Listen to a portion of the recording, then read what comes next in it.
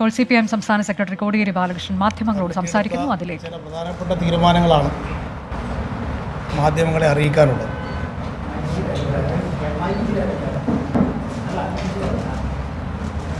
കേൾക്കുന്നില്ലേ? നേരത്തെ പറഞ്ഞൊന്നും കേട്ടിട്ടില്ലേ?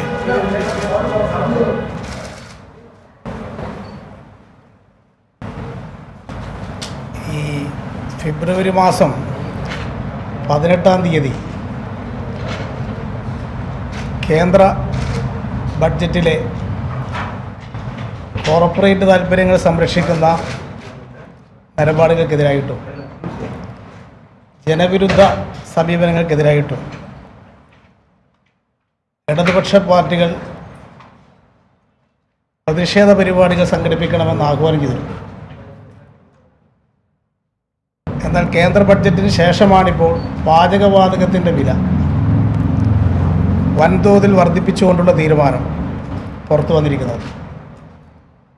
ഇത്തരത്തിലുള്ള നിലപാടുകൾക്കെതിരെ ഫെബ്രുവരി 18-ന് LDF ആഹ്വാനം ചെയ്തിട്ടുള്ള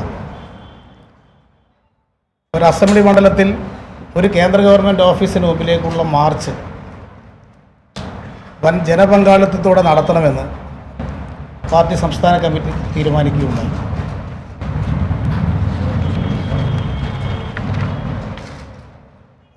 ഇടതുപക്ഷ പാർട്ടികൾ ദേശീയ തലത്തിൽ ആഹ്വാനം ചെയ്തിട്ടുള്ള മറ്റൊരു പ്രവർത്തനമാണ് അടുത്ത മാർച്ച് മാസം 23-ന് ഭഗവത് സിംഗിൻ്റെയും രാജഗുരുവിൻ്റെയും സുഖദേവിൻ്റെയും രക്തസാക്ഷി ദിനത്തിൽ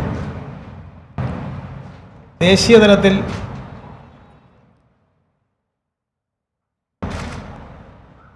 ചില പ്രവർത്തനങ്ങൾ സംഘടിപ്പിക്കണമെന്ന് നിർദ്ദേശിച്ചിട്ടുള്ളത്. അതിലുയർത്തുന്ന മുദ്രാവാക്യം ചൂഷണരഹിതവും എല്ലാവരെയും ഉൾക്കൊള്ളുന്ന ഇന്ത്യ എന്ന മുദ്രാവാക്യം ഉയർത്തിക്കൊണ്ട് ദേശവ്യാപകമായ അന്നേ ദിവസം വിപുലമായ ജനപങ്കാളിത്തത്തോടു കൂടിയുള്ള പരിപാടികൾ സംഘടിപ്പിക്കണമെന്ന് ആഹ്വാനം ചെയ്തിട്ടുണ്ട്. ഇന്ത്യയിലെ മറ്റ് സംസ്ഥാനങ്ങളിൽ സംസ്ഥാന കേന്ദ്രത്തിലും ജില്ലാ കേന്ദ്രങ്ങളിലും കേന്ദ്രീകരിച്ച പരിപാടികളാണ് ഇടതുപക്ഷ പാർട്ടികൾ ആഹ്വാനം ചെയ്തിട്ടുള്ളത്. കേരളത്തിൽ ആ ദിവസം മാർച്ച് മാസം 23-ന് ഭഗവത് സിംഗ് അനുസ്മരണ ദിനത്തിൽ ഇടതുപക്ഷ പാർട്ടികൾ ചേർന്നുകൊണ്ട് കേരളത്തിൽ LDFൻ്റെ ആഭിമുഖ്യത്തിൽ വിപുലമായ തോതിൽ അത് സംഘടിപ്പിക്കണമെന്നാണ് പാർട്ടി ഉദ്ദേശിക്കുന്നത്. അതിൻ്റെ വിശദാംശങ്ങൾ LDF സംസ്ഥാന കമ്മിറ്റി ചർച്ച ചെയ്ത് തീരുമാനിക്കുന്നതാണ്. ഇതിൻ്റെ ഭാഗമായി മാർച്ച് 15 വരെ ഉള്ള ദിവസങ്ങളിൽ വാർഡ് തലത്തിൽ ഭരണഘടനാ സംരക്ഷണ സദസ്സുകൾ സംഘടിപ്പിക്കും. അതോടൊപ്പം മാർച്ച് 15 വരെ വീടുകൾ തോറും കയറിക്കൊണ്ടുള്ള പ്രചരണ പരിപാടികളും സംഘടിപ്പിക്കും. വലിയ തോതിലുള്ള ഒരു ഗൃഹസന്ദർശന പരിപാടി ഇതിൻ്റെ ഭാഗമായി സംഘടിപ്പിച്ചുകൊണ്ട് മാർച്ച് 23-ന് വൻ ജനപങ്കാളിത്തത്തോടെ ഈ പരിപാടി സംഘടിപ്പിക്കണം എന്നാണ് ഉദ്ദേശിക്കുന്നത്. ഇതിൽ BJP സർക്കാർ നടപ്പിലാക്കുന്ന സാമ്പത്തിക നയം അത് തുറന്നു കാണിക്കാൻ കഴിയണം.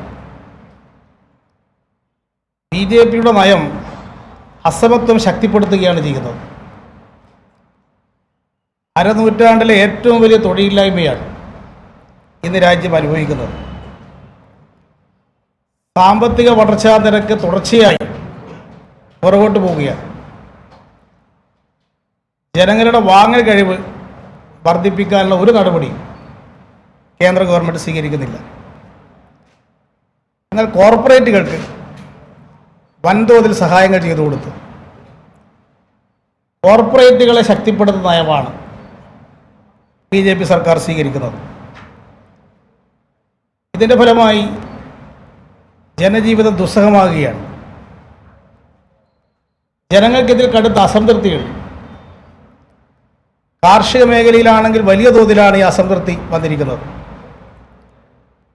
ഇതിൻ്റെ ഫലമായി കർഷകരുടെയും തൊഴിലാളികളുടെയും വലിയ തോതിലുള്ള പ്രക്ഷോഭങ്ങൾ രാജ്യത്ത് വളർന്നു വരുന്നുണ്ട്. കഴിഞ്ഞ മാസം നടന്ന ദേശീയ തലത്തിൽ നടന്ന ട്രേഡ് യൂണിയൻ ആഹ്വാനം ചെയ്ത സമരത്തിൽ 25 കോടിയോളം തൊഴിലാളികളാണ് പങ്കെടുത്തത്. ഇത് വൻതോതിലുള്ള ബഹുജന ഇടപെടലുകൾ രാജ്യത്ത് ശക്തിപ്പെടുന്നു എന്നതിൻ്റെ തെളിവാണ്. ഇതിൽ നിന്ന് ശ്രദ്ധ തിരിച്ചുവിടാനാണ് BJP സർക്കാർ വർഗീയ പ്രശ്നങ്ങളിലേക്ക് ശ്രദ്ധ കേന്ദ്രീകരിക്കുന്നത്. അതിൻ്റെ ഭാഗമായി ഹിന്ദുത്വ അജണ്ട ശക്തമായി മുന്നോട്ട് വെക്കുക. ആ ഉദ്ദേശത്തോടു കൂടിയാണ് ദേശീയ പൗരത്വ ഭേദഗതി നിയമം കൊണ്ടുവന്നത്. അത് ഹിന്ദുത്വ ധ്രുവീകരണത്തിന് വേണ്ടിയാണ്. RSSൻ്റെ അജണ്ടയാണ് ഈ പുതിയ നിയമങ്ങൾക്ക് പിന്നിൽ പതിയിരിക്കുന്നത്. മറ്റെല്ലാ ജനകീയ പ്രശ്നങ്ങളും പിന്നണിയിലേക്ക് പോവുകയും വർഗീയ പ്രശ്നങ്ങളിലേക്ക് കേന്ദ്രീകരിക്കുകയും ചെയ്ത സ്ഥിതി രാജ്യത്തുണ്ടാക്കിയാണ് BJP ലക്ഷ്യമിട്ടിട്ടുള്ളത്. അതിൻ്റെ ഭാഗമായി അതിനെതിരായി നടന്ന ശക്തമായൊരു ഇടപെടലായിരുന്നു കേരളത്തിൽ സംഘടിപ്പിച്ച റിപ്പബ്ലിക് ദിനത്തിൽ സംഘടിപ്പിച്ച ജനുവരി 26 മനുഷ്യ മഹാശൃംഖല. അത് വലിയ വിജയമായിരുന്നു. കേരളത്തിൽ ഇടതുപക്ഷ ഗവൺമെൻറ്റും കേരള നിയമസഭയും ഈ കാര്യത്തിൽ രാജ്യത്തിന് തന്നെ നേതൃത്വം കൊടുക്കുന്ന ഒരു നിലയാണ് സ്വീകരിച്ചിരുന്നത്. അത് ഇടതുപക്ഷത്തിൻ്റെ യശസ്സ് വർദ്ധിപ്പിക്കാൻ ഇത്തരത്തിലുള്ള നിലപാടുകൾക്കെതിരെ ജനങ്ങളെ അണിനിരത്താൻ കഴിയും എന്ന ആത്മവിശ്വാസം ദേശീയതലത്തിലുണ്ടാക്കാൻ കേരളത്തിൽ സ്വീകരിച്ച നടപടികൾ സഹായകരമായിട്ടുണ്ട്. എന്നാൽ ഈ ജനുവരി 26 പരിപാടി കേരളത്തിൽ വലിയ വിജയമായിരുന്നു. വലിയ ജനപങ്കാളിത്തം അതിൽ ഉണ്ടാക്കാൻ സാധിച്ചു. എല്ലാ വിഭാഗത്തിൽപ്പെട്ട ജനങ്ങളും അതിൽ അണിനിരന്നു. പ്രത്യേകിച്ച് തൊഴിലാളികൾ, കൃഷിക്കാർ, വിദ്യാർത്ഥികൾ, യുവജനങ്ങൾ, സ്ത്രീകൾ, ഇവരുടെ എല്ലാം പങ്കാളിത്തം ആ പരിപാടിയിൽ എടുത്തു പറയത്തക്കതാണ്. അതിൽ ഇടതുപക്ഷക്കാരല്ലാത്ത വലിയൊരു വിഭാഗം ആളുകൾ ജനുവരി 26 പരിപാടിയിൽ പങ്കെടുത്തിട്ടുണ്ട്. ഇത് സംസ്ഥാന കമ്മിറ്റി വിലയിരുത്തുകയുണ്ടായി. അത് ഏതെങ്കിലും ഒരു പാർട്ടിയിലെ ആളുകളെന്ന് മാത്രം പറയുന്നത് ശരിയല്ല. മതനിരപേക്ഷ ബോധമുള്ള ഒരു ജനത, മറ്റു പാർട്ടികളിൽപ്പെട്ടവരും അതിൽ പങ്കെടുക്കാൻ തയ്യാറായിട്ടുണ്ട് എന്നതാണ് വസ്തുത. മതന്യൂനപക്ഷങ്ങൾ വലിയ തോതിൽ തന്നെ അതിൽ പങ്കാളിത്തം വഹിച്ചു എന്നത് ശ്രദ്ധേയമാണ്. ഈ പ്രവർത്തനങ്ങൾക്കൊരു തുടർച്ച വേണമെന്നാണ് സംസ്ഥാന കമ്മിറ്റി തീരുമാനിച്ചിട്ടുള്ളത്. അതിൻ്റെ ഭാഗമായാണ് ദേശീയ തലത്തിൽ ആഹ്വാനം ചെയ്തിട്ടുള്ള ഭഗവത് സിംഗ് ദിനത്തിൽ ഈ പരിപാടി കുറേ കൂടി ശക്തമായി മുന്നോട്ട് കൊണ്ടുപോകാൻ സംസ്ഥാന കമ്മിറ്റി തീരുമാനിച്ചിട്ടുള്ളത്. ഇതിൽ ജനുവരി 26 പരിപാടിയിൽ പങ്കെടുക്കാൻ തയ്യാറായവരെ തന്നെ പ്രാദേശികമായി നടത്തുന്ന പരിപാടികളിൽ പങ്കെടുപ്പിക്കാൻ ശ്രദ്ധിക്കണം. തുടർച്ചയായി അത്തരം ജനവിഭാഗങ്ങളുമായി ബന്ധപ്പെടണം. അങ്ങനെ വിപുലമായ യോജിച്ച പ്രവർത്തനങ്ങൾക്കായിരിക്കണം മുൻകൈ എടുക്കേണ്ടത് എന്നാണ് സംസ്ഥാന കമ്മിറ്റി തീരുമാനിച്ചിട്ടുള്ളത്. അതിൽ കേരളത്തിൽ ഇപ്പോൾ ഇതിൻ്റെ ഭാഗമായി നടന്നു വരുന്നൊരു പ്രവർത്തനം, എതിരാളികൾ നടത്തുന്നൊരു പ്രവർത്തനം സംസ്ഥാന കമ്മിറ്റി പരിശോധിക്കുകയുണ്ടായി. അപ്പോൾ RSSൻ്റെ നേതൃത്വത്തിൽ ശക്തമായി ഹിന്ദുത്വ ധ്രുവീകരണത്തിന് വേണ്ടിയുള്ള ശ്രമം കേരളത്തിൽ നടന്നു വരുന്നുണ്ട്. അതിൽ കേന്ദ്രമന്ത്രിമാർ നേതൃത്വം നൽകിക്കൊണ്ടാണ് ആ പരിപാടി കേരളത്തിൽ നടക്കുന്നത്. RSSൻ്റെ നേതൃത്വത്തിൽ ഗൃഹസന്ദർശനം ഉൾപ്പെടെയുള്ള പരിപാടികൾ സംഘടിപ്പിച്ചുകൊണ്ട് ഈ വർഗീയ പ്രചരണം കേരളത്തെ ശക്തിപ്പെടുത്താൻ ശ്രമിക്കുന്നുണ്ട്. എന്നാൽ ഇതേ നിലയിൽ തന്നെ കേരളത്തിൽ ഇസ്ലാം മതവിഭാഗത്തിനിടയിലും മതമൗലികവാദ ശക്തികൾ വർഗീയ ധ്രുവീകരണത്തിന് വേണ്ടി ശ്രമിച്ചു വരുന്നുണ്ട്. കേരളത്തിൽ മുസ്ലിം വിഭാഗത്തിൽ വളരെ ചെറിയൊരു ന്യൂനപക്ഷമാണ് തീവ്രവാദികൾക്ക് സ്ഥാനമുള്ളൂ. എന്നാൽ ഇപ്പോൾ സ്ഥിതിഗതികൾ ഉപയോഗപ്പെടുത്തിക്കൊണ്ട് ഇസ്ലാമിക മതമൗലികവാദികൾ വർഗീയ ധ്രുവീകരണത്തിന് വേണ്ടി നടത്തുന്ന ശ്രമം അത് RSS നടത്തുന്ന പ്രവർത്തനത്തിന് എരുതിയിൽ എണ്ണയൊഴിച്ചു കൊടുക്കുന്നതിന് സഹായകമാവുകയാണ് ചെയ്യുന്നത്. ഇത് കണക്കിലെടുത്തുകൊണ്ട് ഇരു വർഗീയ ശക്തികളും നടത്തുന്ന ശ്രമങ്ങളെ തുറന്നു കാണിക്കുന്ന വിധത്തിലായിരിക്കണം വാർഡ് തലത്തിൽ നടത്തുന്ന ഭരണഘടനാ സംരക്ഷണ സദസ്സുകളും വീടുകൂടാന്തരം കയറിക്കൊണ്ടുള്ള പ്രചരണങ്ങളും വർഗീയ ശക്തികളെ പൊതുവിൽ ഒറ്റപ്പെടുത്തുന്നതിന് സഹായകമായ വിധത്തിൽ ഉള്ള പ്രചരണം സംഘടിപ്പിക്കണം എന്നാണ് സംസ്ഥാന കമ്മിറ്റി തീരുമാനിച്ചിട്ടുള്ളത്. RSSഉം BJPയും ഹിന്ദുത്വ പ്രചാര വേലയിലേക്ക് കേന്ദ്രീകരിക്കുമ്പോൾ അതിൽ മുസ്ലിം വിരുദ്ധത ശക്തമായി പ്രചരിപ്പിക്കാൻ RSS ശ്രമിക്കുന്നുണ്ട്. എന്നാൽ മുസ്ലിം വിഭാഗത്തിൽ ഈ പ്രവർത്തനത്തിന് നേതൃത്വം കൊടുക്കുന്നത് ജമാഅത്തെ ഇസ്ലാമിയും STPയുമാണ്. ഇവർ രണ്ടു കൂട്ടരും വർഗീയ ധ്രുവീകരണത്തിന് വേണ്ടി തന്നെയാണ് ശ്രമിക്കുന്നത്. ഇന്ത്യയുടെ മോചനം ഇസ്ലാമിലൂടെ എന്ന ചിന്ത തന്നെയാണ് ഇവരെ നയിക്കുന്നത്.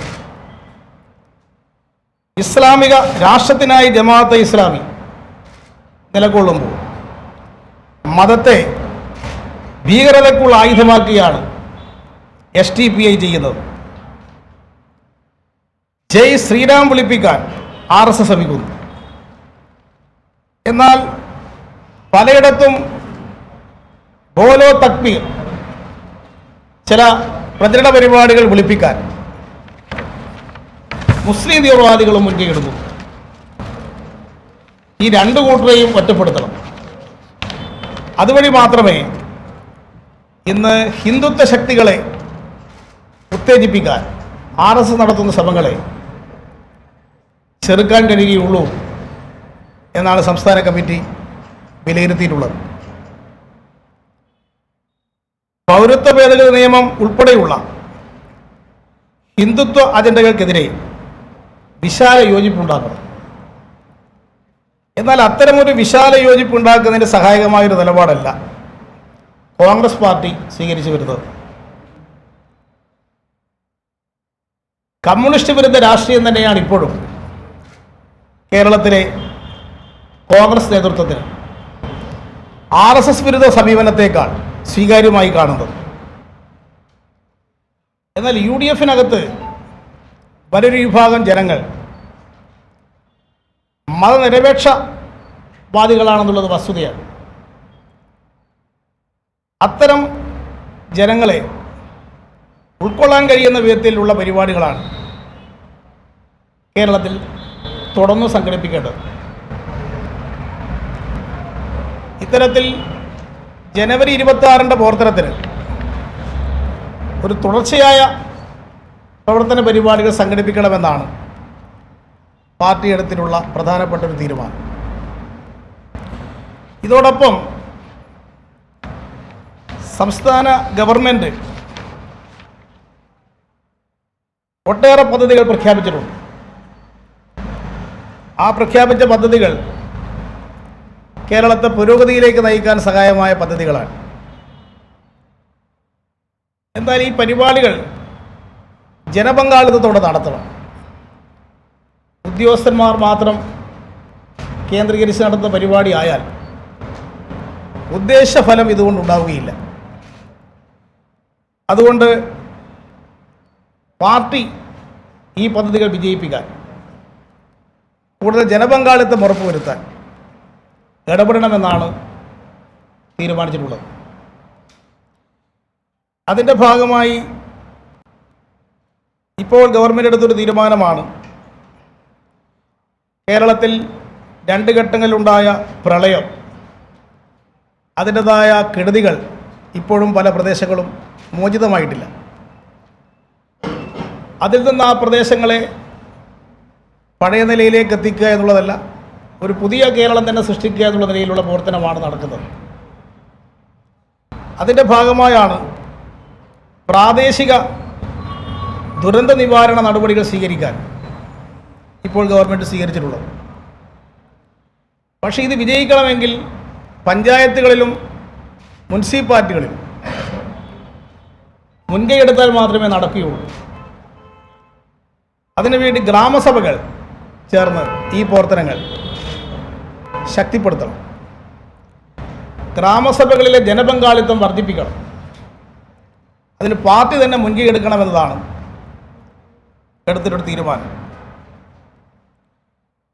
വിശപ്പ് രഹിത കേരളം പദ്ധതിയിൽ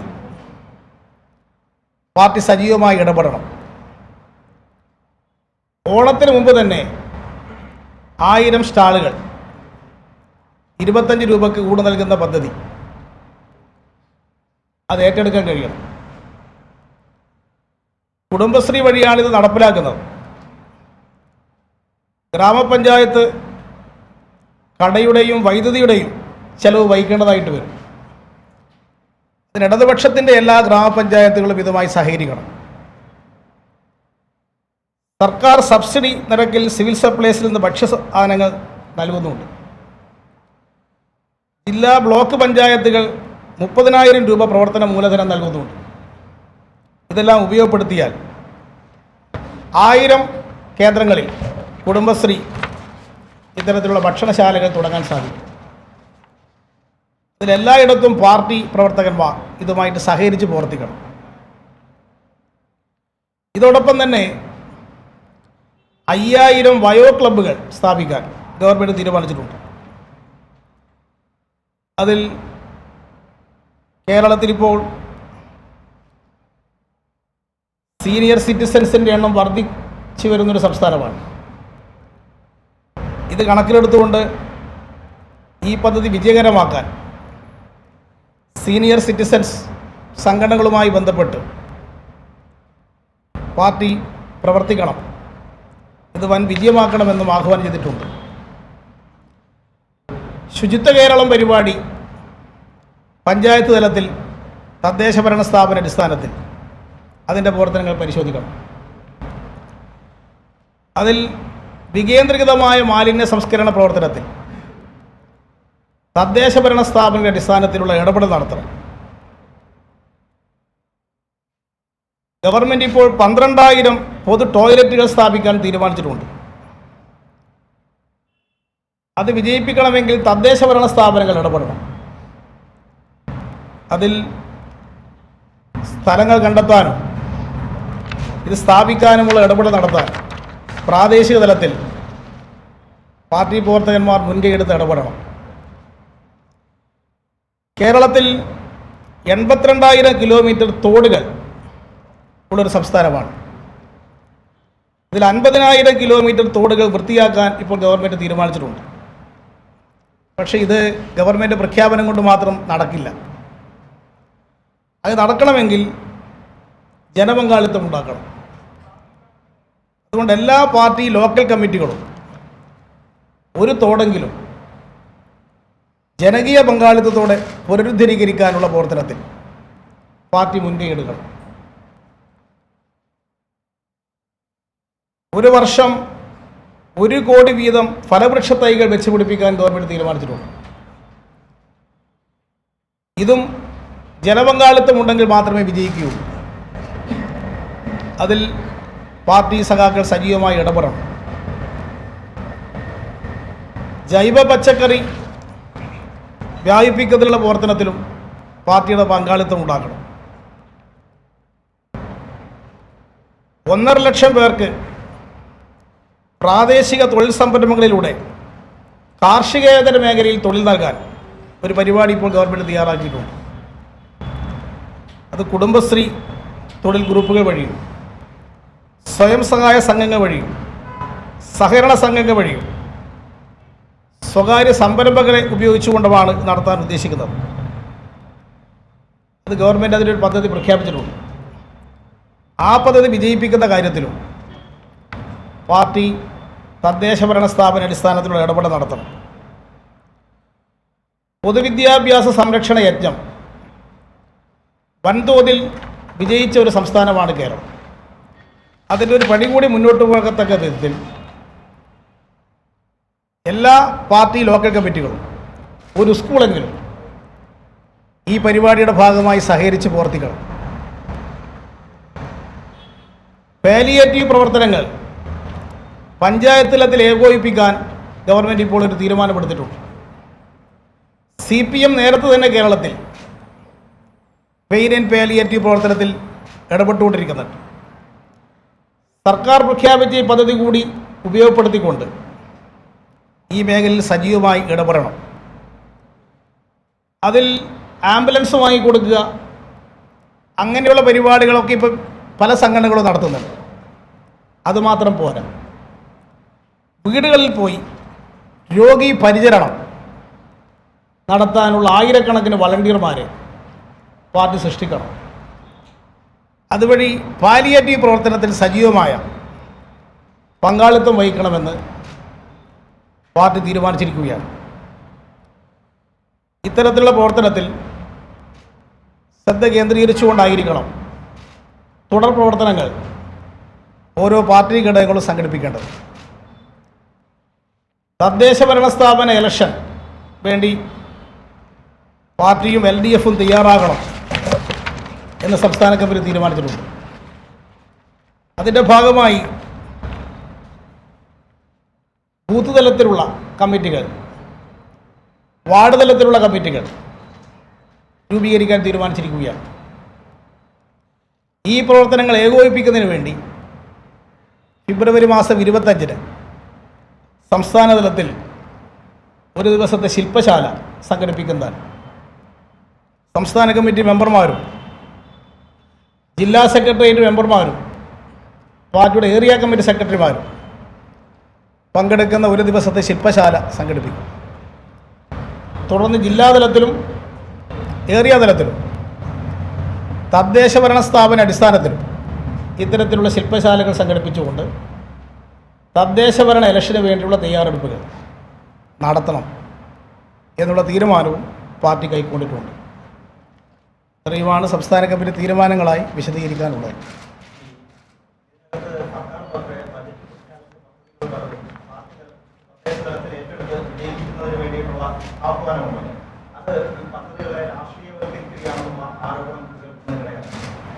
അല്ല, ജനപങ്കാളിത്തം ഉണ്ടെങ്കിൽ മാത്രമേ ഏതൊരു പദ്ധതി വിജയിപ്പിക്കാൻ കഴിയൂ.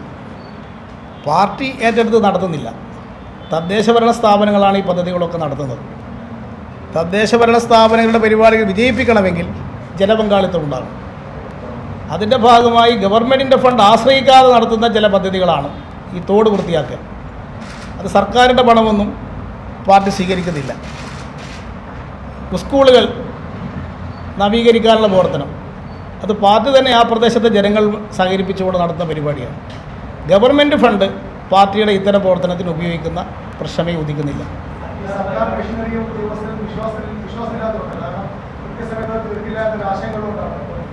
സർക്കാർ മിഷണറിക്ക് സർക്കാർ മിശ്രിതയായ ചില രൂപങ്ങളും ഭാവങ്ങളും ഉണ്ട്. അതുകൊണ്ട് മാത്രം അത് പൂർണ്ണതയിലെത്തണമില്ല. അതുകൊണ്ടാണല്ലോ ജനകീയാസൂത്രണ പദ്ധതി ജനപങ്കാളിത്തത്തോടുള്ള വികസന നയമാണ്. ഇതും ജനപങ്കാളിത്തം ഉറപ്പുവരുത്തുകയാണ്. ഓരോ പദ്ധതിയിലും ശ്രദ്ധ കേന്ദ്രീകരിക്കേണ്ടത്. സർക്കാരും തദ്ദേശ ഭരണ സ്ഥാപനം നടത്തുന്ന പ്രവർത്തനത്തിൽ ജനങ്ങൾ സജീവ പങ്കാളികളാണ്. ഇപ്പോൾ ഗ്രാമസഭകൾ ഒരു പ്രധാനപ്പെട്ട ഘടകമാണ്. ഗ്രാമസഭകളിൽ ജനപങ്കാളിത്തം കൂടുതലുണ്ടാവണം. അതിൽ പാർട്ടി പ്രവർത്തകന്മാരെല്ലാം ഗ്രാമസഭകളിൽ പങ്കെടുക്കണം. അങ്ങനെ അത് സജീവമാക്കണം. എന്താണ് ഇതുകൊണ്ട് ഉദ്ദേശിക്കുന്നത്?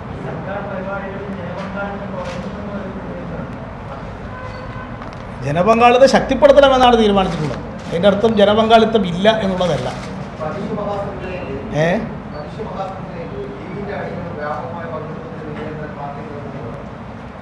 എല്ലാ പാർട്ടികളിലും പെട്ട ആളുകൾ പങ്കെടുത്തിട്ടുണ്ട്. ഏതെങ്കിലും ഒരു പാർട്ടിയിൽപ്പെട്ടവർ മാത്രമല്ല.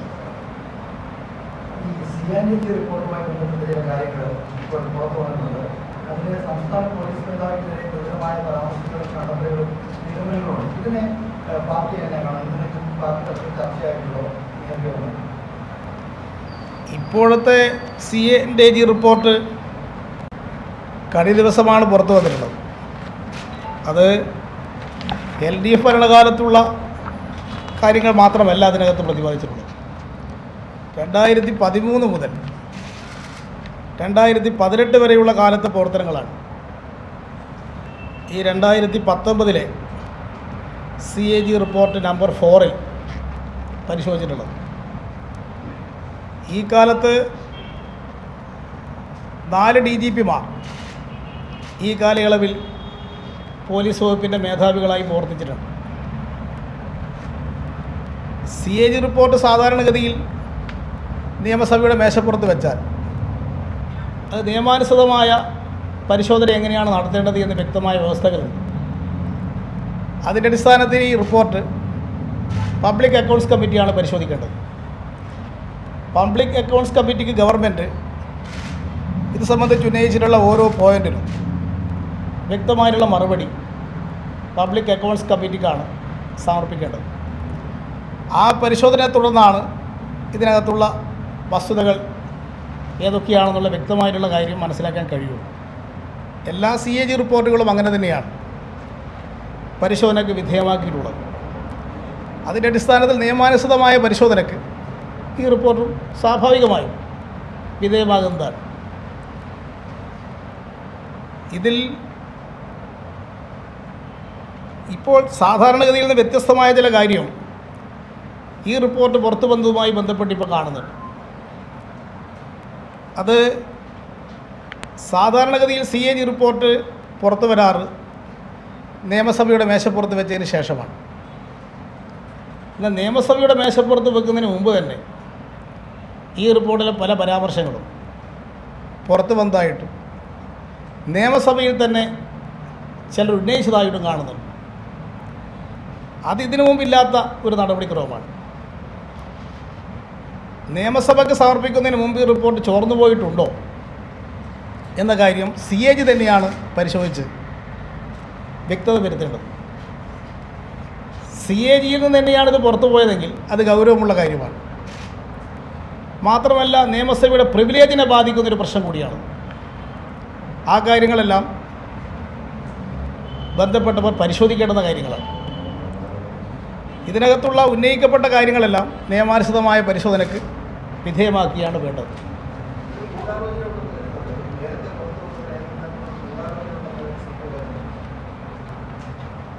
ഗൂഢാലോചന എന്നുള്ളതല്ല, പുറത്ത് വന്നു എന്നുള്ളത് വസ്തുതയാണ്. ഇത് ഗൂഢാലോചനയാണോ മറ്റെങ്കിലും ആലോചനയാണോ എന്നുള്ളത് പറയാൻ കഴിയില്ല.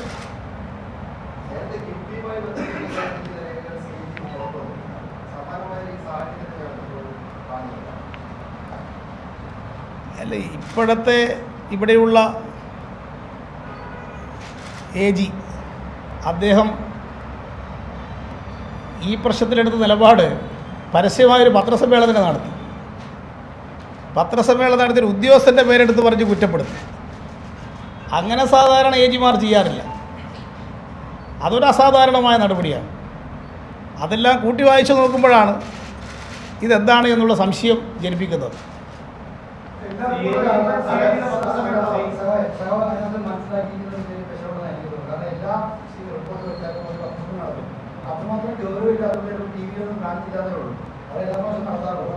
അല്ല, പത്രസമ്മേളനം നടത്തിയ ഒരു ഉദ്യോഗസ്ഥനെ കുറ്റപ്പെടുന്ന സ്ഥിതി ഇതുവരെ ഉണ്ടായിട്ടില്ല. റിപ്പോർട്ടിൽ ഇവർ തന്നെ എഴുതി വെക്കുന്നതല്ലേ ഈ റിപ്പോർട്ട്, വേറെ ആൾ എഴുതുന്നതാണോ? എങ്ങനെയാണ് CAG റിപ്പോർട്ട് വരുന്നതൊക്കെ നമുക്കറിയില്ലേ? അല്ല, ഇതിൻ്റെ എല്ലാ കാര്യങ്ങളും പുറത്ത് വരട്ടെ, അപ്പോൾ കൂടുതൽ വിശദാംശങ്ങൾ പറയാം.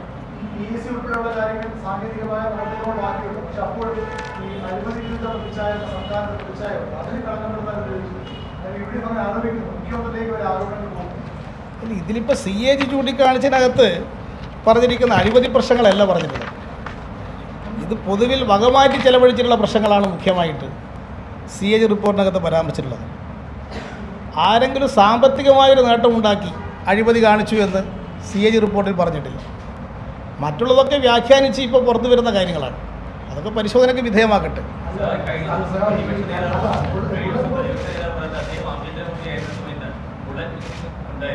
അന്നത്തെ ഫൈൻഡിങ്ങിൽ 2000 മുതൽ 2014 വരെയുള്ള പീരീഡിലാണ് ഈ 400 ബുള്ളറ്റ്സ് മിസ്സിംഗ് ആയത്. ഈ പീരീഡിൽ താങ്കളും ആഭ്യന്തരമന്ത്രിയായിരുന്നു.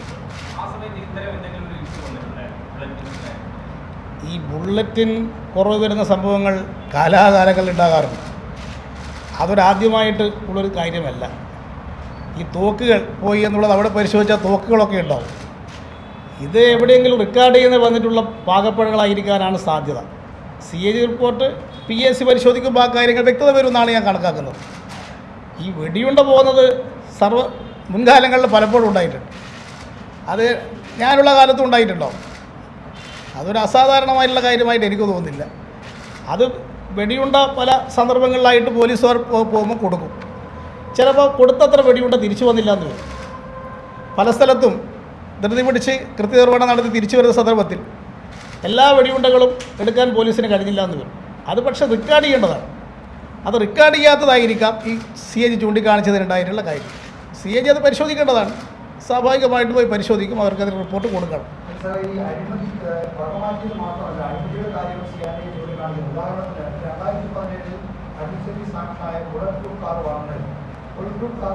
സർക്കാർ അതിന് വാങ്ങുന്നതിന് അനുമതി കൊടുത്തിട്ടില്ല.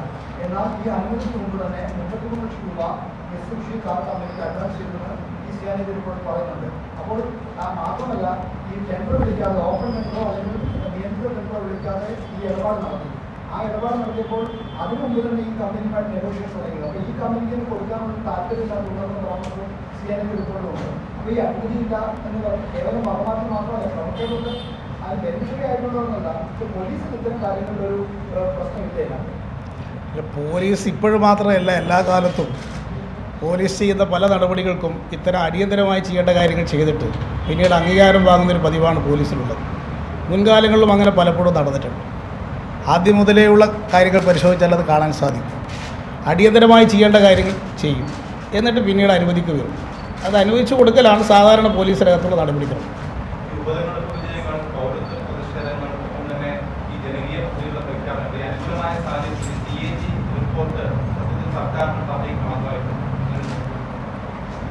ഇതിലിപ്പോൾ UDF ഭരണകാലത്ത് നടന്ന പല അഴിമതികളെ സംബന്ധിച്ചുമുള്ള അന്നത്തെ മന്ത്രിമാർക്കെതിരായിട്ടുള്ള അന്വേഷണം പുരോഗമിക്കുകയും പലരുടെയും പേരുള്ള നടപടികൾ വന്നുകൊണ്ടിരിക്കുകയാണ്. അതുകൊണ്ട് സ്വാഭാവികമായും ഇത്തരം റിപ്പോർട്ടിനെ അടിസ്ഥാനമാക്കി ഒരു പുകമറ സൃഷ്ടിക്കാൻ ശ്രമം നടക്കും. അതിൽ ഞങ്ങളേതായാലും ഭയപ്പെടാൻ ഉദ്ദേശിക്കുന്നില്ല. അഴിമതി കാണിച്ചവരാരായിരുന്നാലും അവർ രക്ഷപ്പെടില്ല. അതുകൊണ്ട് അത്തരക്കാരുടെ കാര്യങ്ങളൊന്നും തന്നെ ഇതിൻ്റെ ഭാഗമായി രക്ഷപ്പെടാമെന്ന് അവർ ധരിക്കുകയും വേണ്ട. അനുകൂലമായ ഒരു രാഷ്ട്രീയ അന്തരീക്ഷത്തെ പൗരത്വ വിഷയങ്ങളിൽ LDF പ്രയോഗത്തിൽ രാഷ്ട്രീയ അന്തരീക്ഷത്തെ നശിപ്പിക്കുന്ന സമയത്ത് പോലീസ് നടത്തുന്ന ഒരു മാർപ്പാക്കിംഗ് സാധനം ശരി കുഴപ്പമാണെങ്കിൽ അത് സർക്കാരിൻ്റെ മുന്നണിക്കല്ല.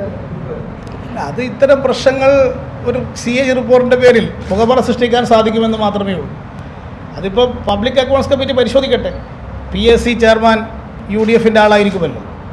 അവർ പരിശോധിച്ച് അവർ കാര്യങ്ങൾ പറയട്ടെ. എന്നിട്ട് അതിലെന്തെങ്കിലും ഉണ്ടെങ്കിൽ നിയമ നടപടിക്ക് വിധേയമാക്കുന്നതിൽ ആർക്കും എതിർപ്പില്ലല്ലോ.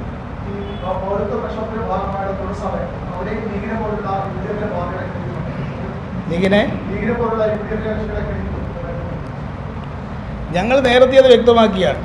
ജമാഅത്തെ ഇസ്ലാമി STPI ഒഴികെയുള്ള എല്ലാവർക്കും ഇതിൽ പങ്കാളിത്തമുണ്ട്.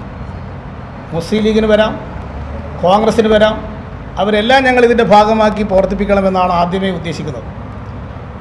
ഇപ്പോൾ ഇതിൻ്റെ ഭാഗമായി ഞങ്ങളുമായി മുമ്പൊന്നും സഹകരിക്കാതിരുന്ന വിഭാഗം സഹകരിച്ചത് EK സുന്നി വിഭാഗം. ഞങ്ങളുമായി ഇതുമായിട്ട് പല സ്ഥലത്തും സഹകരിച്ചിട്ടുണ്ട്. കാന്തപുരം സുന്നി വിഭാഗം, മുജാഹിദ് വിഭാഗം, അവിടുന്ന് സാധാരണ ഞങ്ങളുടെ വേദികളിൽ വരുന്നവരല്ല. ക്രൈസ്തവ സഭകളിൽ തന്നെ പെട്ടിട്ടുള്ള പല വിഭാഗങ്ങളും ഞങ്ങളുമായി സഹകരിക്കാൻ സന്നദ്ധ പ്രകടിപ്പിച്ചിട്ടുണ്ട്. അതുകൊണ്ട് അവരെല്ലാം LDF ആയി എന്നുള്ള അർത്ഥമില്ല. LDFകാരെല്ലാത്തവർക്കും പങ്കെടുക്കാനുള്ള ഒരു വിശാലമായ വേദിയാണ് ഇതിന് വേണ്ടത്. ഭരണഘടനാ സംരക്ഷണം എന്നുള്ള പ്രശ്നത്തിൻ്റെ പേരിൽ യോജിക്കാൻ കഴിയുന്നവർക്കൊക്കെ യോജിക്കാൻ കഴിയും. അതിൽ മുസ്ലിം ലീഗുകാർ വരാൻ സന്നദ്ധമാണെങ്കിൽ അവരെയും സഹകരിപ്പിക്കാൻ ഞങ്ങൾ സന്മനസ്സാണുള്ളത്.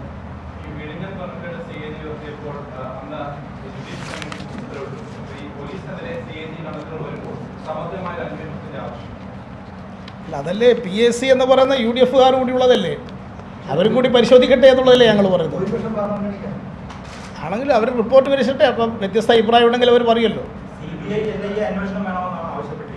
ഏത് അതിപ്പോൾ കേരളത്തിലെ കോൺഗ്രസ്സുകാർക്ക് CBIയോട് വലിയ ഇഷ്ടമാണ്. ഡൽഹിയിലെ കോൺഗ്രസ്സുകാർക്ക് ആ ഇഷ്ടമില്ല. കോൺഗ്രസിന് ഡൽഹിയിലെ അഭിപ്രായം CBI വേണമെന്നാണോ? ഈ സർക്കാരിന്റെ തുടക്കം മുതൽ പോലീസും അതുമായി ബന്ധപ്പെട്ട തർക്കങ്ങളും ആരോപണങ്ങളും UAP വിഷയമായാലും അതുപോലെ തന്നെ പട്ടീരക്കാവ് വെടിവെപ്പ് അതുപോലെ തന്നെ മാവോയിസ്റ്റ് വെടിവെപ്പൊക്കെ എല്ലാ വിഷയങ്ങളിലും പോലീസ് അല്ലാതെ സർക്കാരിനെ പ്രതിരോധിക്കാറുണ്ട്. പോലീസിനെ പറ്റി എല്ലാ കാലത്തും വിവാദം ഉണ്ടാവുമല്ലോ. പോലീസ് 24 മണിക്കൂറും പ്രവർത്തിക്കുന്നൊരു സംവിധാനമല്ലേ. ഇപ്പോൾ സ്വാഭാവികമായിട്ടും എന്തെങ്കിലും പ്രശ്നങ്ങൾ ഉണ്ടാകുമ്പോൾ വേഗം പ്രശ്നങ്ങൾ ഉയർന്നു വരാൻ സാധ്യതയുള്ളൊരു വകുപ്പാണത്. അത് പുതിയൊരു കാര്യമല്ല. ഈ അഴിമതിയുമായി ബന്ധപ്പെട്ട് ഇടതുപക്ഷത്തിനും പ്രഖ്യാപന നിലപാടുണ്ട്. അഴിമതിക്കെതിരാണ്. നമ്മുടെ ഭരണകാലത്താണെങ്കിൽ കൂടി ഈ പോലീസിൽ നടക്കുന്ന ക്രമക്കേടുകളെ പറ്റി അഴിമതിയെ പറ്റി അത് നമ്മൾ ഗൗരവപ്പെടുക്കേണ്ടത് ഏത് അത് ചൂണ്ടിക്കാണിച്ച കാര്യങ്ങൾ പബ്ലിക് അക്കൗണ്ട്സ് കമ്മിറ്റി പരിശോധിക്കട്ടെ എന്ന് തന്നെയല്ലേ നമ്മൾ പറയുന്നത്. UDFകാർ ഉൾപ്പെടെയുള്ള നിയമസഭയുടെ സമിതിയാണ് പബ്ലിക് അക്കൗണ്ട്സ് കമ്മിറ്റി.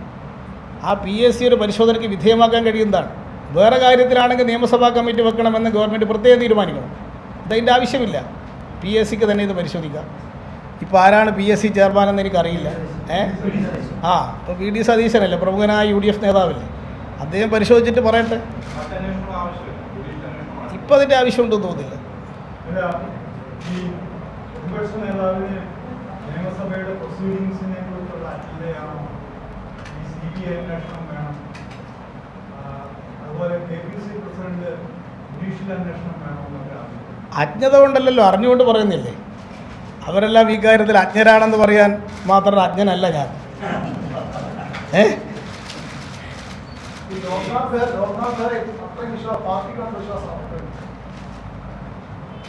ഇത് പാർട്ടിയുടെ വിശ്വാസം നോക്കിയിട്ടല്ല ഓരോ പോലീസ് ഓഫീസർമാരെ ഓരോ സ്ഥലത്ത് നിശ്ചയിക്കുന്നത്.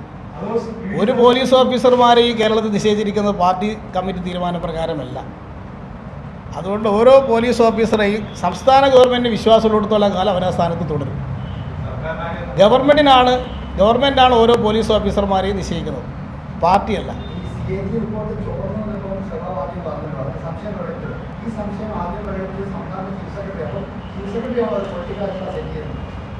ചീഫ് സെക്രട്ടറിക്ക് അഭിപ്രായം പറയാനുള്ള സ്വാതന്ത്ര്യമില്ലേ? അദ്ദേഹത്തിൻ്റെ അനുഭവമല്ലേ അദ്ദേഹം പറഞ്ഞത്. അദ്ദേഹം ഇതിനെ ഏറ്റവും അനുഭവിക്കുന്ന ഒരാളായതുകൊണ്ട് അദ്ദേഹത്തിന് അഭിപ്രായം പറയാൻ പാടില്ലെന്ന് പറയാൻ പറ്റുമോ?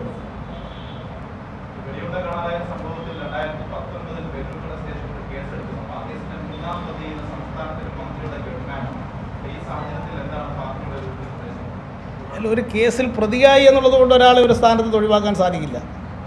കുറ്റക്കാരനാകുന്നത് വരെ അയാൾ പ്രതിസ്ഥാനത്ത് മാത്രമാണ്. അപ്പോൾ അത് സംബന്ധിച്ച് അന്വേഷണം പൂർത്തിയായിട്ട് വരുമ്പോൾ മാത്രമേ പറയാൻ സാധിക്കൂ. എത്രയോ കേസുകളിൽ പ്രതികളായിട്ടുള്ള ആളുകൾ പോലീസിനകത്ത് തുടർന്നില്ല. പ്രതിയായി എന്നുള്ളത് കൊണ്ട് അത് ഒഴിവാക്കേണ്ടതില്ല എന്ന് പറഞ്ഞു. പ്രതിയായി 2 പാർട്ടി പ്രവർത്തകർക്കെതിരെ UAP ചുമത്തിയായിരുന്നു. അവർ മാവോയിസ്റ്റാണ്. എന്താണ് പാർട്ടി പ്രവർത്തകന്മാരായ അവരെ ഇപ്പോൾ പാർട്ടി നേരത്തെ പുറത്താക്കി കഴിഞ്ഞതാണ്. അവർ മാവോയിസ്റ്റുകൾ തന്നെയാണ്. അവരെ പാർട്ടിയിൽ നിന്ന് പുറത്താക്കിയതാണ്. അവർ മാവോയിസ്റ്റുകൾ തന്നെയാണ്. അവർ ഒരേ സമയത്ത് CPMലും മാവോയിസ്റ്റ് പാർട്ടിയിലും പ്രവർത്തിക്കുകയായിരുന്നു. അങ്ങനെ പ്രവർത്തിക്കാൻ ഈ പാർട്ടിയിൽ ഒരു മെമ്പർക്കും അവകാശമില്ല. അതുകൊണ്ട് തന്നെ അവർ CPMനകത്ത് നിന്നുകൊണ്ട് മാവോയിസ്റ്റ് പ്രവർത്തനം നടത്തി എന്ന കാരണത്താൽ അവരെ 2 പേരെയും പാർട്ടിയിൽ നിന്ന് പുറത്താക്കിയിട്ടുണ്ട്. അവിടുത്തെ ഏരിയ കമ്മിറ്റിയാണ് പുറത്താക്കിയത്. ജില്ലാ കമ്മിറ്റി അതിന് അംഗീകാരം കൊടുത്തിട്ടുണ്ട്. സംസ്ഥാന കമ്മിറ്റി എടുക്കേണ്ട തീരുമാനമല്ല.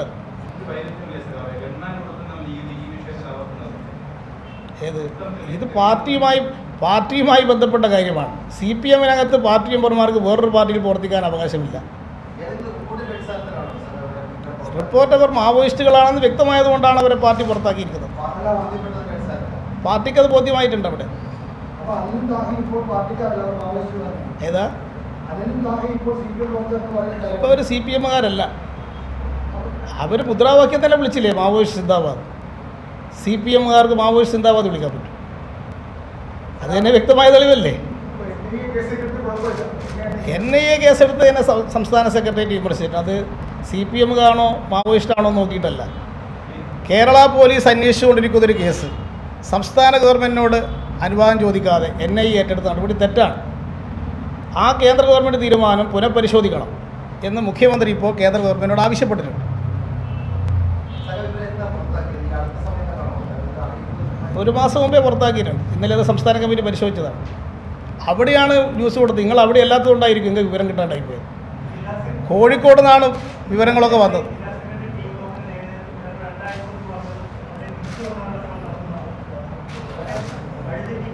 അത് സസ്പെൻഡ് ചെയ്ത കാലത്ത് പറഞ്ഞൊരു അഭിപ്രായമാണ് അദ്ദേഹം. അതിനുശേഷം അവർ തന്നെയാണ് പുറത്താക്കിയിട്ടുള്ളത്. ജില്ലാ കമ്മിറ്റി അംഗീകാരം കൊടുത്തുകൊണ്ട് തന്നെയാണ് പുറത്താക്കിയിട്ടുള്ളത്.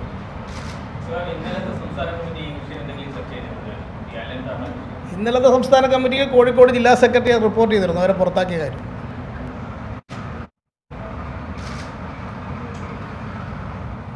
ഇത്ര പോരെ? ശരി.